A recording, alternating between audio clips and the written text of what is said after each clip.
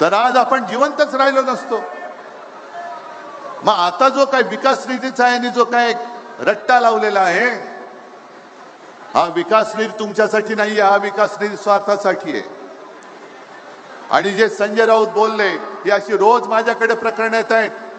कारखान्यामध्ये घोटाळा, पवनचक्कीमध्ये घोटाळा, बाकीची लफडी, बाकीचे काय कुलंगडी आहेतच. बोलायचं म्हटलं तर त्याच्यावरती एक वेगळी सभा घ्यावी लागेल. आणि तरीच मला एक गोष्ट आता आठवली की जेव्हा आपण खासदारांची बैठक घेतली होती तेव्हा काही खासदारांनी कारणं दिली होती. यवतमाळचा खासदार बोलला, माझ्या मुलीला पाहायला पाहुणे येणार आहेत, सोयरीक जुळवायचे.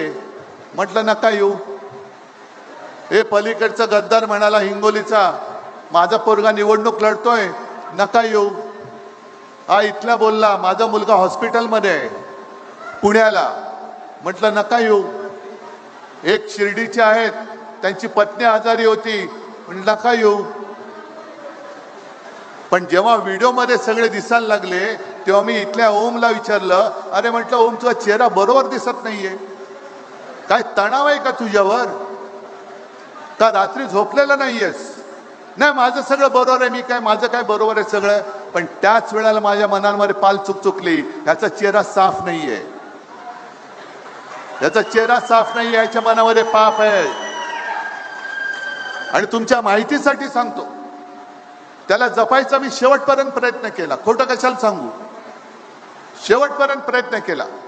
अगदी आदल्या रात्री, मध्यरात्री 1:30 वाजता, 1:45 वाजता कैलासला आणि वरुणला मी त्याला भेटायला पाठवलं होतं. आणि त्याला फोनवरती म्हटलं होतं की बघ ओम, मला ओम राजे पाहिजे, त्याला खासदार पाहिजे, निर्णय तू घे. मी माणसं जपणारा माणूस आहे.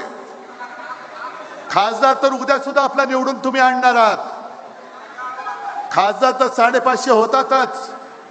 पण मला माणूस, एक माणूस मला महत्वाचा आहे. पण आता हे सगळं कळल्यानंतर कळतं की अरे हा माणूस म्हणायच्या सुद्धा लायकीचं नाही, एवढ्याच्या सगळ्या भानगडी आहेत. काय करायचं, काय करायचं काय? शेवटी एक व्रत घेऊन आपण पुढे निघालेलो आहोत.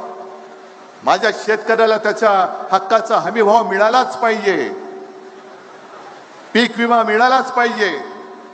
आणि कैलास, तुम्ही जे काय आंदोलन घेताय, शेतकऱ्यांसाठी आंदोलन घेताय, एक तर मी येईन, नाही तर आदित्य आलं ते शिवाय राहणार नाही.